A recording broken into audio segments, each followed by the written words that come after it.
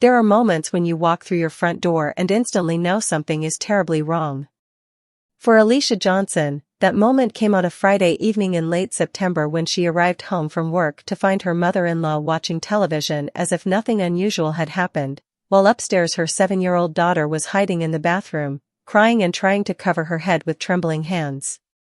The beautiful box braids that had taken 5 hours to create, that had made Zoe feel like a princess, that were part of her cultural identity and pride, had been hacked off irregularly, some cut down to the scalp, others in jagged uneven lengths. And when Alicia asked her daughter what happened, Zoe looked up with devastated eyes and whispered words that would shatter their family. "Grandma said my hair looked ghetto. She said she was making me pretty." Alicia was a black woman from Atlanta who had married Michael Carter, a white man from a conservative family in Indiana, 7 years earlier. Their marriage was built on genuine love, respect, and shared values. But Michael's family had always been complicated terrain. His mother Patricia had never openly opposed the marriage, but there had always been comments, subtle digs, microaggressions that Alicia tried to ignore for her husband's sake. Comments about Alicia's natural hair being so wild and suggestions that she should tame it somehow. Observations about how Zoe had gotten not too dark skin tone as if that were a compliment to be grateful for. Recommendations for hairstyles that would make Alicia look more professional, which always meant straighter, more Eurocentric. Michael defended Alicia when he heard these comments, but Patricia was skilled at making them when he wasn't around, always with plausible deniability, always with the shield of "I'm just trying to help" or "I didn't mean anything by it." Zoe was a beautiful biracial girl with tight coils that Alicia loved caring for. Alicia made it her mission to teach Zoe about her heritage, about Black pride, about how her hair was beautiful and special exactly as it was. She spent hours doing elaborate styles for Zoe, braids, and twists that made the little girl feel confident and gorgeous. 3 weeks earlier, Alicia had done box braids for Zoe, spending 5 hours carefully sectioning and braiding synthetic hair into her daughter's natural hair, creating beautiful long braids that fell to the middle of Zoe's back. The child had been radiant, showing everyone at school, receiving compliments from classmates and teachers who admired the intricate work. Patricia had made a comment when she first saw the braids at a family dinner. "That's very elaborate. People will make assumptions." Alicia had pressed her lips together and said nothing, used to these veiled observations. Michael had frowned at his mother and changed the subject. Alicia worked as a project manager at a tech company, a demanding job that sometimes required long hours. Michael was an engineer with similarly demanding work. They usually managed childcare between them, but occasionally needed help. When Patricia had offered to pick Zoe up from school and stay with her until Alicia got home that Friday, Alicia had hesitated. She didn't like leaving Zoe alone with Patricia for extended periods, but Michael had assured her it would only be a few hours and his mother had promised good behavior. Alicia arrived home at 6 in the evening, tired from a long week and looking forward to hugging her daughter and relaxing into the weekend. Patricia was in the living room watching a home renovation show. "Where's Zoe?" Alicia asked, setting down her work bag. "Upstairs in the bathroom. I gave her a little makeover," Patricia answered casually, not looking away from the television. Something in the tone, in the studied casualness of it, made Alicia's stomach clench with immediate dread. She took the stairs 2 at a time and pushed open the bathroom door to find Zoe sitting on the tile floor, shoulders shaking with silent sobs, trying to hide her head in her hands. When Alicia saw what had been done, she felt the world tilt. The beautiful braids she had spent 5 hours creating were butchered, cut irregularly, some hacked off right at the scalp leaving patches of hair barely an inch long, others cut at random lengths creating a chaotic, devastating mess.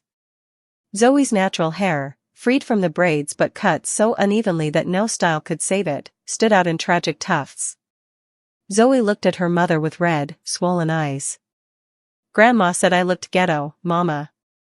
She said my braids were too much and people would think bad things about me. She said she was helping me look prettier and more normal. But now I'm ugly. My hair is ruined and it's all ugly." Alicia felt a rage so pure and intense that her hands shook. She knelt on the bathroom floor and pulled Zoe into her arms, feeling the little body tremble against her. Your hair is beautiful, baby. You are beautiful. Grandma was completely wrong. What she did was wrong. What she said was wrong. We're going to fix this, I promise. And you are not ugly. You are perfect. She held Zoe for several minutes, letting her daughter cry, whispering reassurances and promises. Then, with Zoe wrapped in a blanket on her bed with instructions not to come downstairs, Alicia descended with controlled fury burning in her chest. Patricia was still watching television, still acting as if she had done nothing more significant than give a child a snack. Alicia walked directly in front of the TV and turned it off. "What did you do?" she asked, her voice dangerously calm. Patricia looked up with mild annoyance. "I gave her a better look. Those braids were too much. Too attention-getting.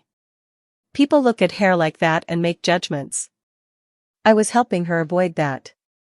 I was doing her a favor. You cut my daughter's hair without my permission. You used a racial slur about a black child. Do you understand what that word means, what you're really saying when you call a 7-year-old black girl ghetto?" Patricia's face hardened. "Don't be dramatic, Alicia.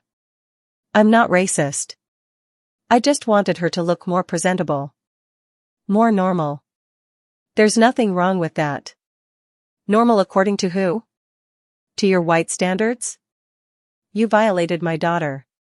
You attacked her identity. You imposed your racist beauty standards on a child and now she's upstairs crying because her grandmother told her she looks ugly." The argument escalated rapidly. Patricia insisted she was trying to help, that Alicia was overreacting and making everything about race when it was just about appearance. Alicia countered that it was exactly about race, that Patricia had never truly accepted having a biracial grandchild, that years of microaggressions had culminated in this shocking violation. Michael arrived home in the middle of the confrontation, initially confused by the shouting. When he went upstairs and saw what had been done to Zoe, he came back down pale and shaking with fury. For the first time in his life, Michael raised his voice at his mother, demanding to know how she could do this, how she could possibly think it was acceptable. Patricia began to cry, saying she was being attacked unfairly, that she had tried to do something helpful and was being crucified for it. She accused Alicia of turning Michael against her, of weaponizing race to make her the villain. "I love Zoe," she sobbed. "I would never hurt her. This is about a haircut, not about racism. You're twisting everything." "Get out," Alicia said, her voice steel. "Get out of my house right now and don't come back. You are not welcome here. You are not safe to be around my daughter." Patricia left in tears, with Michael standing silent and grim beside Alicia, not contradicting her decision. The door closed and Alicia collapsed against her husband, shaking with adrenaline and rage and the awful knowledge that her daughter had been harmed in her own home by someone who was supposed to love her. The days that followed were among the hardest of Alicia's life. She took Zoe to a stylist who specialized in textured black hair, hoping for solutions. The stylist was kind but honest. The damage was severe and uneven. The only way to make it grow back properly would be to cut it all very short, essentially starting over. Zoe would lose all her length, all the hair she had been so proud of. Zoe was devastated. She didn't want to go back to school. She didn't want anyone to see her. She asked questions that broke Alicia's heart into pieces. "Is my hair really ugly, Mama? Why did Grandma say I looked ghetto? What does that mean? Why doesn't she like how I look?" Alicia had to have conversations no mother wants to have with a 7-year-old about racial prejudice, about how some people have wrong ideas about black hair, about how beauty isn't defined by Eurocentric standards, about how Zoe's worth had nothing to do with ignorant opinions. These were conversations Alicia had hoped to introduce gradually as Zoe got older, not as emergency damage control after a traumatic violation. Meanwhile, Michael's family was imploding.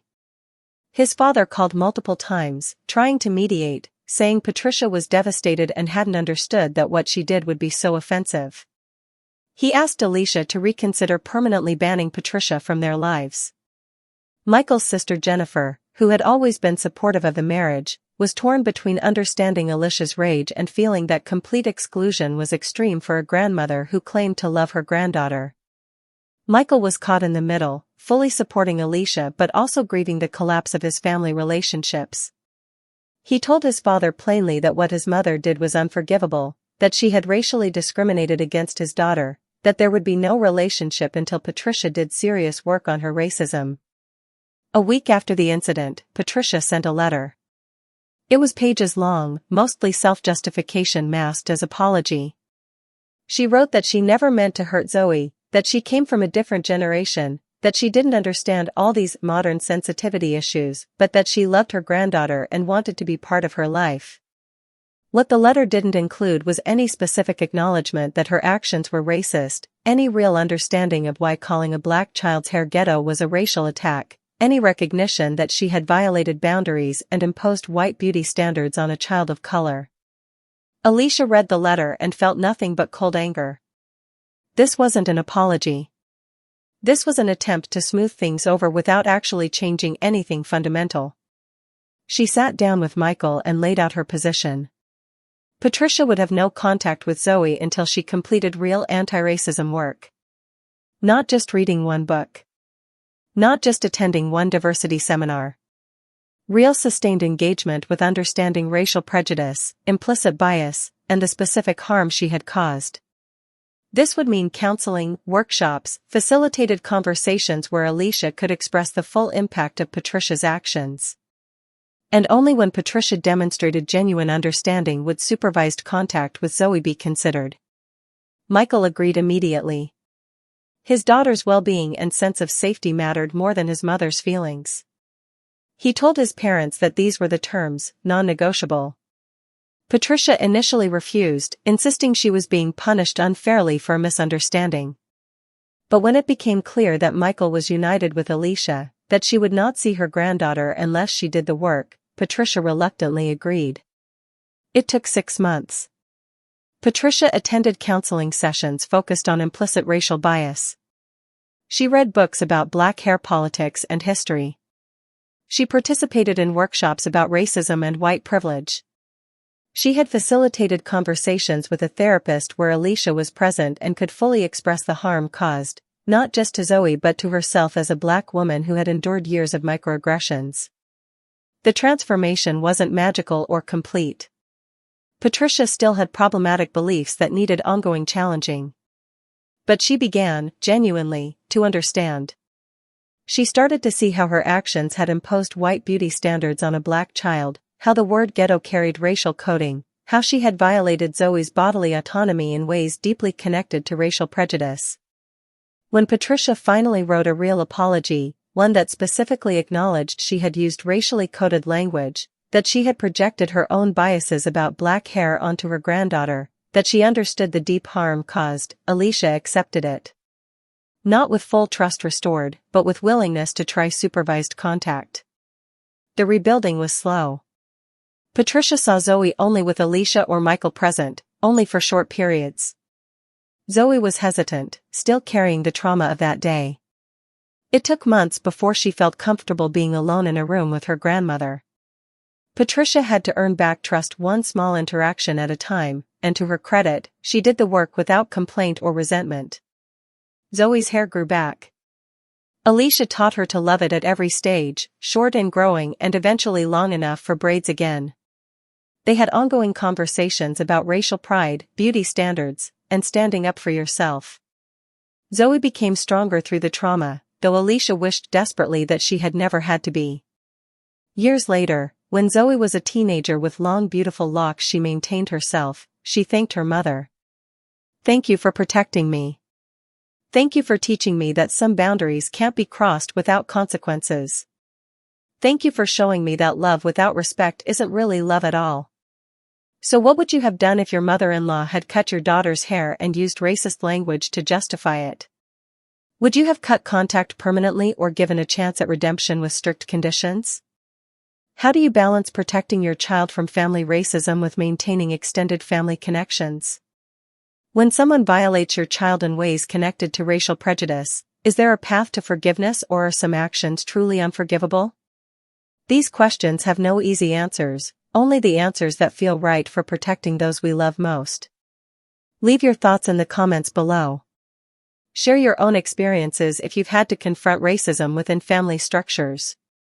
And if this story resonated with you, if it made you think about protecting children's identities and setting necessary boundaries, please subscribe to our channel and turn on notifications.